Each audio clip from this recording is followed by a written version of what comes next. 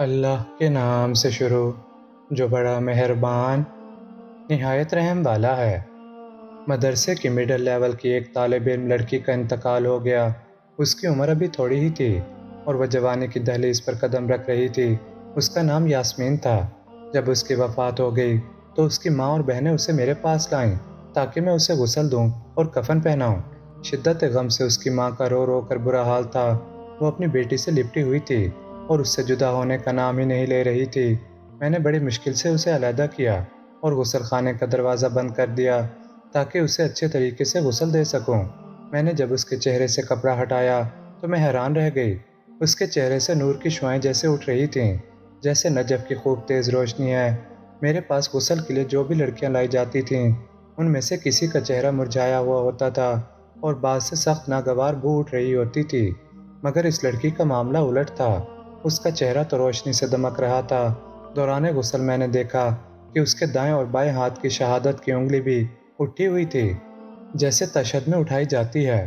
میں نے کہا ہو نہ ہو یہ ایک پاکیزہ سیرت لڑکی ہے جسے اللہ نے اس کے کسی عمل صالح کی وجہ سے عزت و تکریم سے نوازا ہے۔ مجھے اس کی خوش قسمتی پر رشک آیا۔ میں نے اس کی ماں اور بہنوں کو خوشی کی مٹھاس میں ڈوبی قدرے بلند آواز میں بلایا اور دروازہ کھول دیا۔ اس کی ماں اور بہنیں دوڑ کر غسل خانے میں آئیں۔ میں نے اس کی ماں کو مبارکباد دی اور ان تمام حیرت انگیز باتوں سے اسے مطلع کر دیا جن سے مجھے دوران غسل واسطہ پڑا تھا۔ اس کی ماں نے اپنے تمام جذبات نچھاور کرتے ہوئے اس کی پیشانی کو چوما اور ساتھ ساتھ روتے ہوئے اللہ کی تعریف بھی کی۔ 2 دن بعد اس کی ماں نے مجھے بلایا۔ اس نے میرا شکریہ ادا کیا اور کہا میں آپ کو اپنی بیٹی یاسمین کے کپڑے اور اس کی پرسنل چیزیں بھجواتی ہوں۔ چونکہ آپ غریبوں اور مسکینوں کے گھروں کو جانتی ہیں اس لیے آپ انہیں ان غریبوں میں تقسیم کر دیجیے گا۔ میں نے کہا مجھے کوئی اعتراض نہیں، آپ اس کی تمام چیزیں مجھے بھجوا دینا، میں وہ مستحقین میں تقسیم کر دوں گی۔ جب اس کی اشیاء میرے پاس پہنچی تو وہ 4 کارٹنوں میں پیک تھیں۔ میں نے پہلا کارٹن کھولا تو اس میں سے اس کے نقاب اور عبایا تھا۔ وہ سب کے سب لمبے چوڑے اور ڈھیلے ڈھالے تھے، نہ وہ تنگ تھے نہ باریک اور نہ چھوٹے۔ میں نے دوسرا کارٹن کھولا تو اس میں اس کے کپڑے تھے، وہ بھی پورے بازوؤں ڈھیلے ڈھالے اور مکمل جسم کو ڈھانپنے والے تھے۔ وہ انتہائی سادہ تھے، انہیں کوئی لیس لگی ہوئی تھی، نہ ہی وہ باریک تھے کہ جس سے جسم نظر آئے۔ میں جوں کارٹن کھول رہی تھی میری حیرت میں اضافہ ہو رہا تھا۔ ایک کارٹن میں اس کا اسکول کا سامان اور اس کے قلم کا ایک ڈبہ تھا۔ میں نے ڈبہ کھولا تو اس میں سے ایک مسواک بھی نکلی۔ اس کے سامان میں ایک ڈائری بھی تھی جس کے اکثر اوراق خالی تھے۔ مبلغہ کہتی ہے کارٹن بند کرنے کے بعد میں جلدی سے اپنے کپڑوں والی الماری کی طرف گئی۔ میں نے اسے کھولا اور وہ تمام کپڑے نکال باہر پھینکے جو تنگ تھے یا باریک تھے یا چھوٹے بازوؤں والے تھے۔ میں نے اپنے آپ سے وعدہ کیا تھا کہ میں آج کے بعد ڈھیلے ڈھالے کپڑے پہنا کروں گی جیسے یہ لڑکی پہنا کرتی تھی۔ میں نے اس کی ڈائری کو اپنے پاس رکھ لیا کہ میں اس میں اپنے لیکچرز لکھا کروں گی جو اس لڑکی کے لیے صدقہ جاریہ بن جائیں گے۔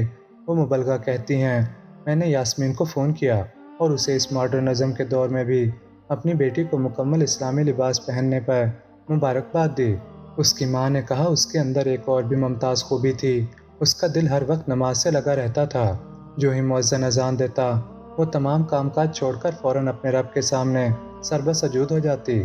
اللہ یاسمین اور ان تمام عورتوں پر رحم فرمائے جنہوں نے زمانے کے چلن کی پرواہ نہ کرتے ہوئے اپنے رب کی خوشنودی کی خاطر اسلامی تعلیمات کے مطابق لباس پہنا اور سنت کا دامن تھام کر رکھا۔ اس واقعے میں میری امت کی ان ماؤں، بہنوں اور بیٹیوں کے لیے حوصلہ افزائی کا سامان ہے جو زمانے کو خوش کرنے کی بجائے اپنے پروردگار کو خوش کرنے کی فکر میں رہتی ہیں اور شریعت کے اصولوں کے مطابق زندگی بسر کرتی ہیں کہ رب تعالیٰ کل قیامت کے دن انہیں سرخرو کرے گا۔ اور جو مسلمان خواتین یورپ کی مصنوعی چکا چوند سے متاثر ہو کر نیم عریاں اور سخت چست لباس زیبتن کر کے معاشرے کی نظروں میں اچھا بننے کی فکر میں اپنے رب کو ناراض کرتی ہیں، ان کے لیے تنبیہ بھی ہے کہ وہ اپنی اس روش سے باز آ جائیں اور اسلام کے مطابق زندگی بسر کرنے کا تہیہ کر لیں۔